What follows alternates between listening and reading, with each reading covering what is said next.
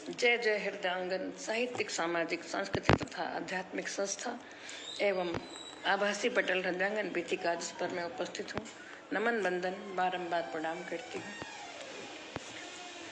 हृदयांगन साहित्यिक संस्था समूह के मुख्य संरक्षक आचार्य श्री को प्रणाम करती हूँ। संस्था के संस्थापक तथा राष्ट्रीय महासचिव श्री विधुभूषण त्रिवेदी जी को प्रणाम करती हूँ।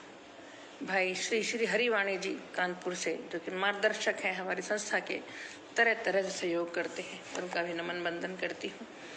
और हमारे ब्रह्मलीन भाई नीरज कांसोती जी, जो कि मेरे अग्रज हैं, गुरु हैं, उनको भी प्रणाम करती हूँ। और उनकी सहधर्मिणी भाभी जी, जो उनकी जगह पर स्थानापन्न है, उनको भी प्रणाम करती हूँ।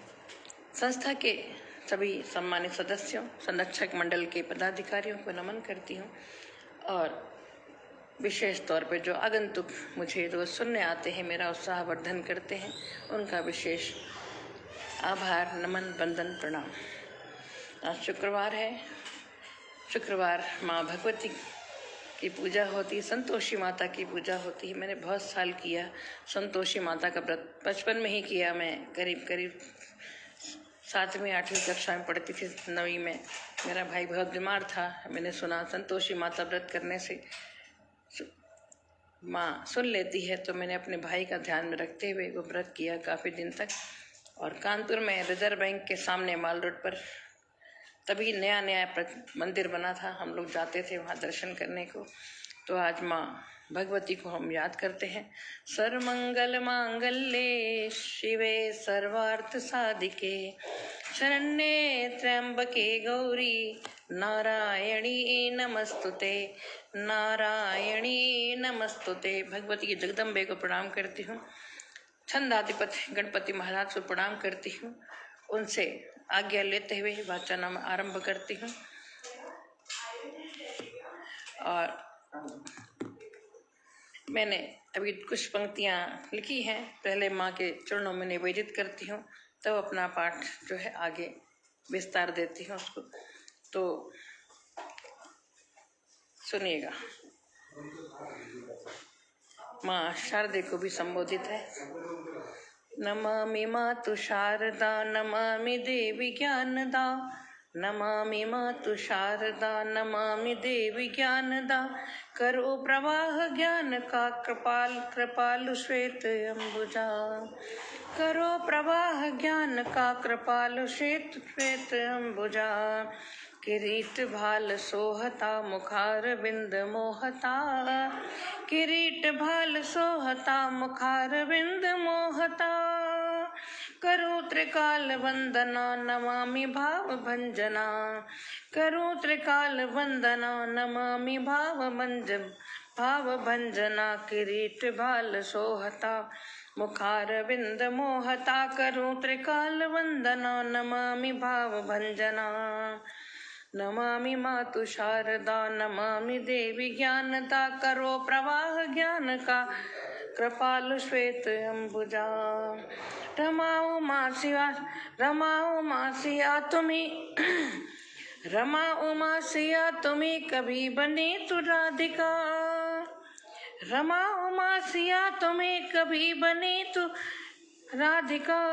त्रिकाल काल आरती करूं विनीत वंदना। भैया सागर कापुरी जी, आपका बहुत बहुत अभिनंदन करती हूँ। बहुत सुंदर आप लिखते हैं, आपका छंदों का जो ज्ञान है अद्भुत है। तो रमा उमा सिया तुम्ही बनी कभी तो राधिका, त्रिकाल काल आरती करूं विनीत वंदना, त्रिकाल काल आरती करूं विनीत वंदना। उमा महेश की बनी रमा तु विश्व मोहिनी, उमा महेश की बनी रमा तु विश्व मोहिनी। बनी कहीं प्रचारिका तु वैष्णवी कुमारिका, बनी कहीं प्रचारिका तु वैष्णवी कुमारिका। हिमेश में बसी हुई धरे अनूप रूप जो, हिमेश में बसी हुई धरे अनूप रूप जो। तो शत्रु को पछारती बनी तु मातु सिंगिका, शत्रु को पछारती बनी तु मातु सिंगिका। नमामि मातु शारदा नमामि वे देवी ज्ञानदा करो प्रवाह ज्ञान का कृपालु मातु तुम कपालु श्वेत अंबुजा। माँ शारदे को नमन करते हुए और अपना पाठ आगे बढ़ाती हूँ।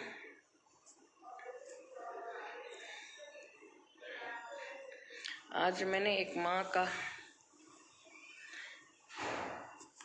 जो मुक्तक डाला उसे पढ़ देती हूँ। सबने पढ़ाई है कि माँ का चल स्वर्ग सम सघन सजीली छाँव।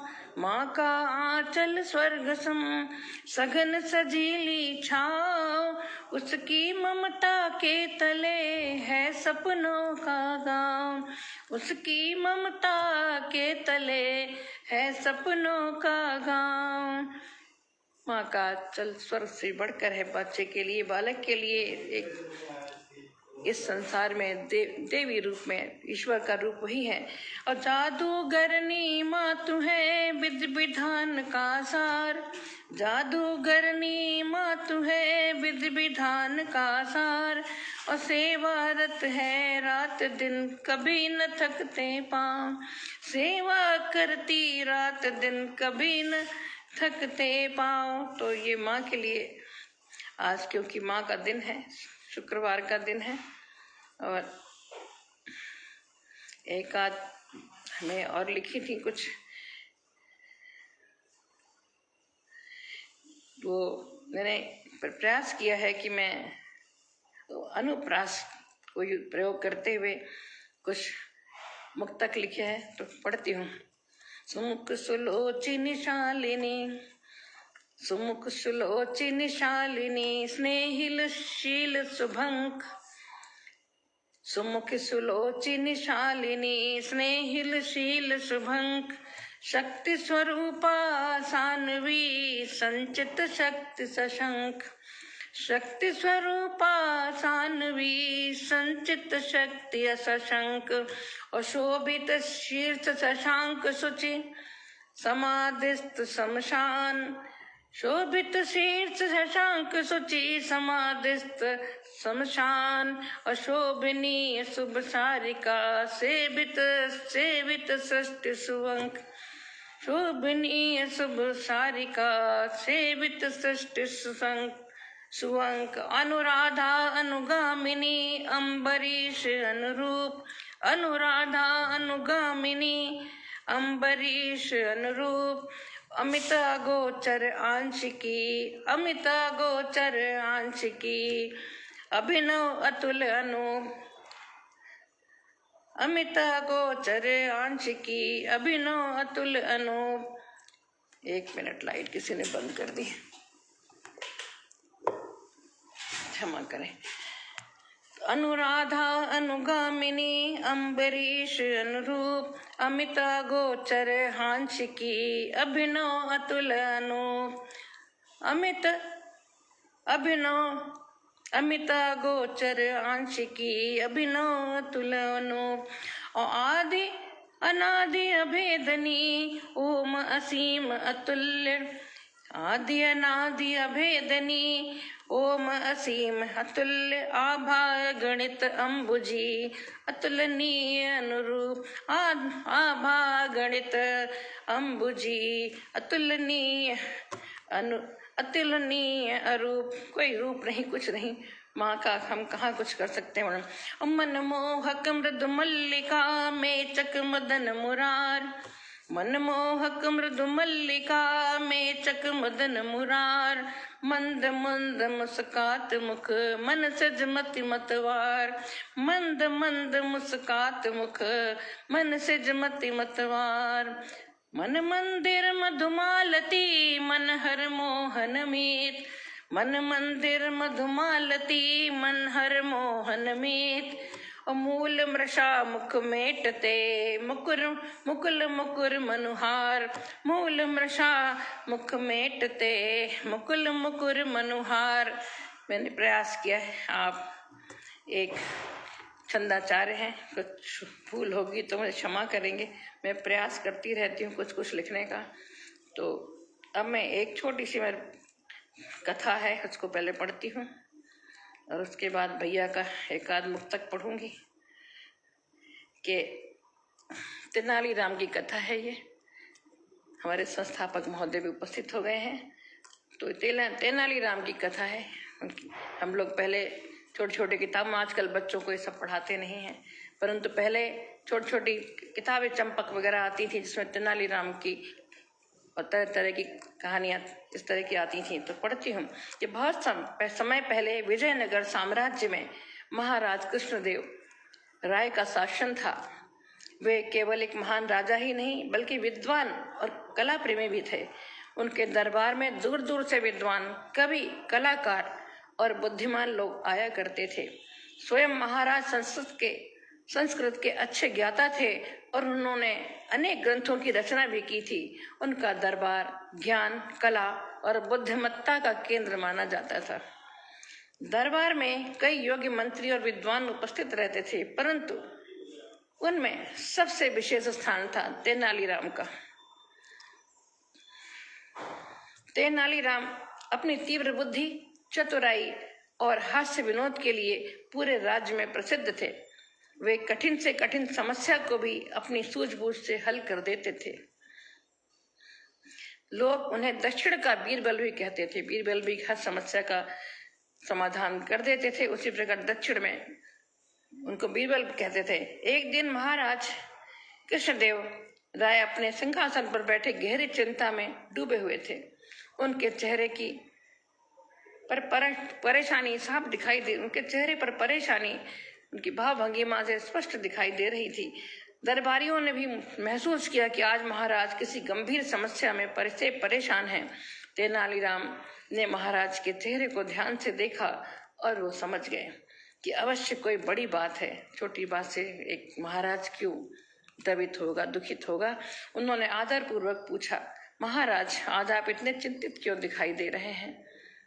महाराज ने गहरी सांस लेते हुए कहा, कुछ वर्ष पहले हमारे राज्य के एक साहूकार ने हमसे बहुत सारा धन उधार लिया था।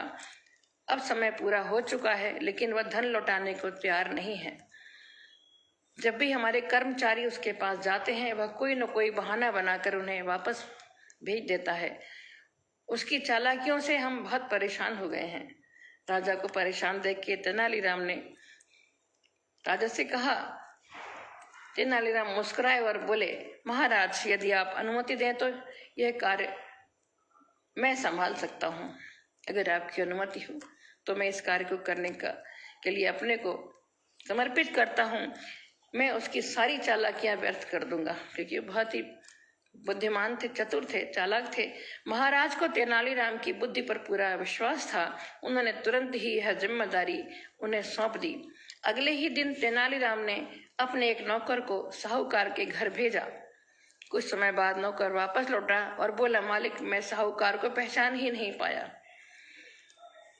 नौकर वापस आ गया। उसके कमरे में उसके जैसे 20 आदमी खड़े थे। सभी एक जैसे दिख रहे थे। समझ में नहीं आया कि किस असली साहूकार कौन है। उसने छद्मवेश में कई अपने रूप बना दिए या जो भी मूर्ति लगा दी, तो उसमें समझ में नहीं आ रहा था असली साहूकार कौन है। तो वो लौट आया। यह सुनकर तेनालीराम हल्के से मुस्कुराए। वे समझ गए कि साहूकार बहुत चालाक है और पहचान छिपाने के लिए उसने यह तरकीब अपनाई है। दूसरे दिन तेनालीराम स्वयं साहूकार के घर पहुंचे। उन्होंने देखा कि सचमुच कमरे में 20 आदमी खड़े थे और सभी एक से वस्त्र पहने हुए थे। उनके चेहरे, दाढ़ी, मूछ और हाव भाव सब एक जैसे थे। कोई पहचान आसान नहीं था। कोई भी आसानी से असली साहूकार को पहचान नहीं सकता था। तेनालीराम कुछ देर तक उन सबको देखते रहे। फिर उन्होंने बड़ी मिठास से कहा, वाह साहूकार जी, आपकी बुद्धि की दाद देनी पड़ेगी। आपने अपनी जैसी इतनी सुंदर मूर्तियां बनवाई हैं कि असली और नकली में भेद कर पाना बहुत कठिन हो गया है।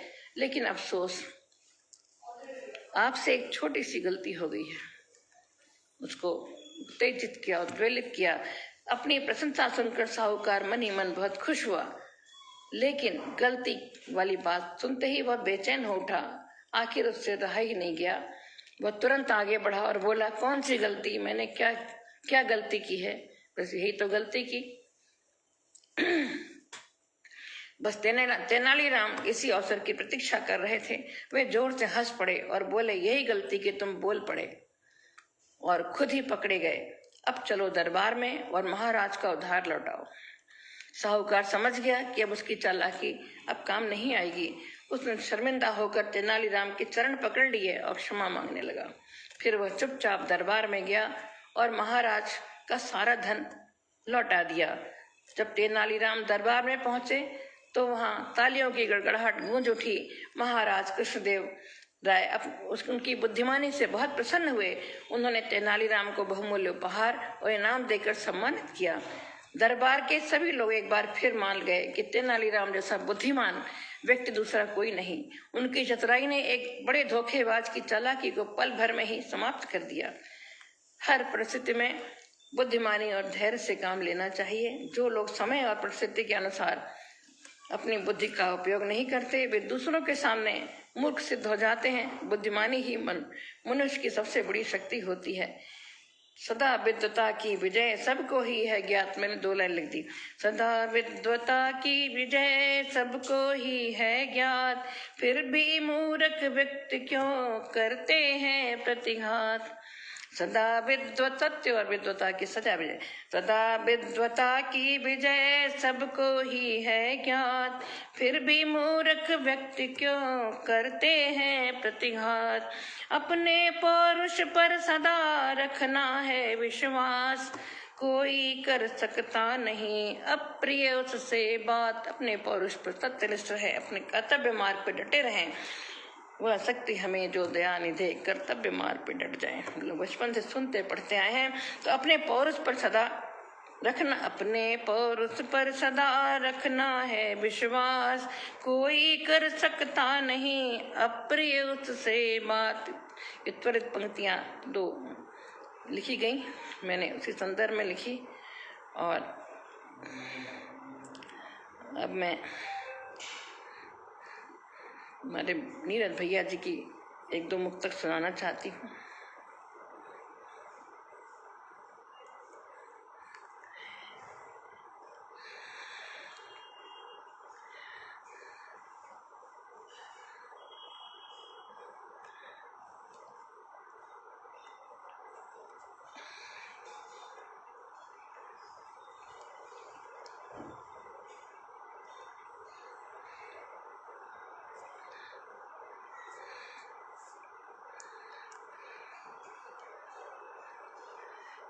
तो नीतियां ध्यान आरंभ है। 1 मिनट क्षमा करेंगे। हाँ, मिल गया। एक शाम भगवान के लिए उन्होंने लिखा है कि जमुना तट पर बांसुरी छेड़े अद्भुत तान, यमुना तट पर बांसुरी छेड़े अद्भुत तान, असम्मोहन के जाल में फंसे जीव की जान। सम्मोहन के जाल में फंसे जीव की जान, क्या अच्छा होता अगर बनता यह संयोग, क्या अच्छा होता अगर बनता यह संयोग। अंग अंग हर जीव के बनते इस क्षण कान, क्या अच्छा होता कि मनुष्य का हर अंग जो है कान बन जाते हैं और मधुर ध्वनि सुन सकते, उसको आनंद ले सकते। और दर्शन की इच्छा बड़ी है अब। अच्छा, बस इसमें दोहा लिखा, दरस की इच्छा बड़ी है अब बताओ क्या करूं। दरस की इच्छा बड़ी है अब बताओ क्या करूं। आंख भी पथरा गई है अब बताओ क्या करूं। दरस की इच्छा बड़ी है अब बताओ क्या करूं। और आंख भी पथरा गई है अब बताओ क्या करूं। और राह में पलके बिछाए ढूंढती हूँ सांवरे। भगवान, हम सभी एक भगवान ही पुरुष है, हम सभी नारी हैं, ऐसा कहते हैं। तो राह में पलके बिछाए ढूंढती हूँ सांवरे। शाम तुम दिखते नहीं हो अब बताओ क्या करूं। शाम तुम दिखते नहीं हो अब बताओ क्या करूं। जमुना तट पर नहीं, दरस की इच्छा बड़ी है, अब बताओ क्या करूं, आंख भी पथरा गई है, अब बताओ क्या करूं। तो ये भैया जी के का लिखित था। और मैं आज सोच रही थी, कुछ मैंने और लिखा था। एक गर्मी पर मैंने गीतिका डाली भी थी, मैं इसको पढ़ दूं, सोच रही हूँ एक दो बंद पढ़ दूं, अभी मेरा समय बाकी है। तो गर्मी का ये हमने लिखा हरि गीतिका में।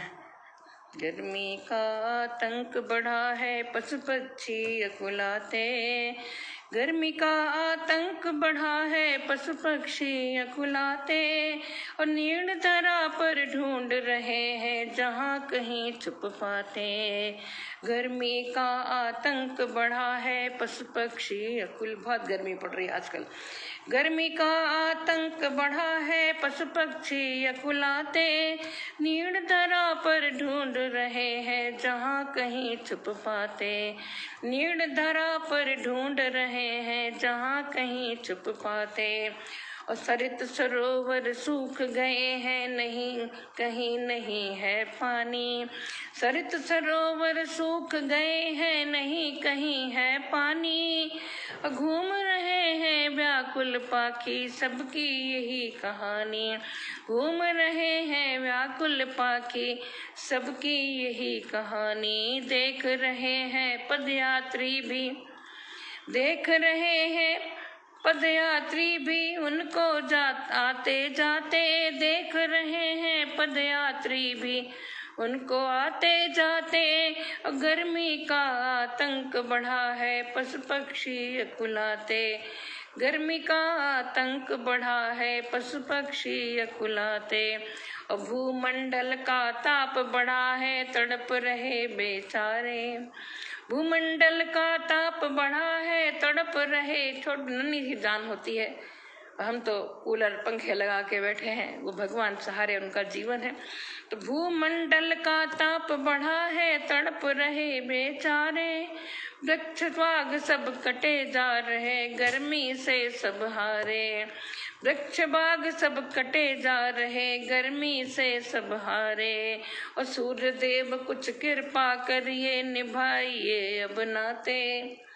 हम लोग पूजा करते हैं, भगवान से कहते हैं सूर्य देव कुछ कृपा करिए, निभाइए अब नाते, गर्मी का आतंक बढ़ा है, पशु पक्षी अकुलाते, गर्मी का आतंक बढ़ा है, पशु पक्षी अकुलाते, अब वृक्षारोपण ही उपाय है, चलकर वृक्ष लगाएं, वृक्षारोपण ही उपाय है, चलकर वृक्ष लगाएं, अपना भी दायित्व रहा कुछ आकर शीघ्र निभाएं, सब कुछ लेने का नहीं, कुछ देना भी चाहिए, तो अपना भी दायित्व रहा कुछ आकर शीघ्र निभाएं, वरना दूभर हो जाएगा कटना दिन और रातें, वरना क्योंकि ऑक्सीजन के स्रोत भी हमारे जो वृक्ष हैं, और कोरोना काल में ये सिद्ध हो गया कि ऑक्सीजन के बिना करोड़ों की संपत्ति, बिलियन डॉलर भी सड़कों पे पड़े थे, जान नहीं बच पा रही थी, प्रकृति रुष्ट हो गई थी। तो कहते वरना दूभर हो जाएगा कटना दिन और रातें, और गर्मी का आतंक बढ़ा है, पशु पक्षी अकुलाते, गर्मी का आतंक बढ़ा है, पशु पक्षी अकुलाते, एक पात्र पानी एक पात्र में पानी, छत पर साथ रखे कुछ दाने, एक पात्र में पानी, छत पर साथ रखे कुछ दाने, आते जाते पंछी उठकर, आते जाते पंछी उड़कर आ जाए कुछ खाने, आते जाते पक्षी उड़कर आ जाए कुछ खाने, और बेजुबान कुछ कह नहीं पाते, वो हम तो हाय तो मचा दें, बेजुबान है कह नहीं पाते, प्यासे ही मर जाते, बेजुबान है कह नहीं पाते, प्यासे ही मर जाते, गर्मी का आतंक बढ़ा है, पशु पक्षी अकुलाते, गर्मी का आतंक बढ़ा है, पशु पक्षी अकुलाते। तो ये मेरी एक रचना थी, मैंने आज पढ़ दी, क्योंकि समसामयिक है, अभी गर्मी पड़ रही है, तो सभी व्याकुल हैं गर्मी से। हमारे देहरादून में फिर भी कुछ तापमान कम रहता है और जगह से, फिर भी यहाँ बहुत तेज जो सूर्य की जो किरणें बहुत तेज पड़ती हैं पहाड़ों पे। कहते हैं बहुत गर्मी है, बाहर धूप बहुत तेज है, बाहर निकलते ऐसा लगता है कि लपट लग रही है। हमारे यूपी में प्लेन्स में कहते हैं लू को लपट चल रही है, मतलब गर्म हवा चल रही है। तो ऐसा कुछ लग रहा है जैसे कुछ बहुत ज़्यादा उष्णता बढ़ गई है। तो इसी के साथ मैं आज का वाचन यही विराम देना चाहूँगी। उपस्थित जनों में हमारे संस्थापक महोदय सागर कापड़ी भैया जी हमारे घर के ज़्यादा दूर नहीं रहते हैं, कभी इधर आए निकट नहीं रहते हैं। मैं इनकी जो सेवानिवृत्ति के जो इन्होंने भोज रखा था जा नहीं पाई, क्योंकि हम उस समय यहाँ उपस्थित नहीं थे। मेरे लगता है हम तब वहाँ गए थे अयोध्या, हम लोग दर्शन के लिए चले गए थे, नहीं जा पाए। कभी अवसर मिलेगा तो मिलते हैं भैया। और इसी के साथ में शुक्लाखेड़ा धाम के सभी विद्वत श्रोताओं में पर आदरणीय सुरोज त्रिवेदी जी, पूनम मिश्रा जी तथा और भी जो उपस्थित हों, मैं सभी का वंदन करती हूँ और अपनी वाणी को यहीं विराम देती हूँ। जय जय हृदयांगन साहित्यिक सामाजिक संस्था एवं हृदयांगन बीटिका, जिस पर मैं उपस्थित हूँ। आप दोनों उपस्थित हैं, अवश्य ही कुछ न कुछ प्रतिक्रिया लिख रहे होंगे, मगर मुझे सुना कुछ दिखाई नहीं पड़ रहा है। बस आप दो जनों की वाचिंग आ रहा है, सागर कापड़ी इज वाचिंग और हमारे इज वाचिंग दोनों, विधुभूषण त्रिवेदी इज वाचिंग, दोनों का नाम लिख के आ रहा है। मैं बाद में पढ़ूंगी और आप लोगों को तदनुसार आप लोगों का आभार प्रकट करूंगी। और वैसे भी मैं आभार प्रकट करती हूँ, प्रणाम करती हूँ। आपकी उपस्थिति ही हमारे लिए बहुत बड़ी बात है इसकी। और आज का यही विराम। जय जय हृदयांगन।